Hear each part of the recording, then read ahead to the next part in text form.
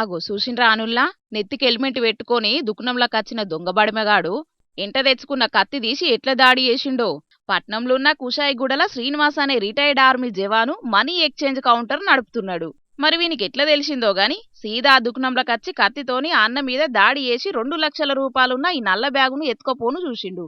కాని ఆయనేమన్నా మామూలు Manisha బుగులువాడి బ్యాగును ఇడిచిపెట్టేతందుకు? Retired army జవాను గట్టిగానే పోరాటం చేసిండు.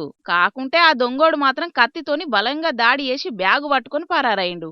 ఇంకేమున్నది, ఎదురుంగా పాకిస్తాన్ సైనికుడు ఉన్నట్టే అనిపించి ఆ అన్న లోపటున్న పాత ఆర్మీ జవాను బయటికచ్చినట్టున్నాడు. వాని ఇంటవాడి మరీ వాని దొరకబట్టి ఆ పైసల బ్యాగును తీసుకున్నాడు. ఇంకా దొంగోన్ని పోలీసోళ్ళకు అప్పచెప్పిండు.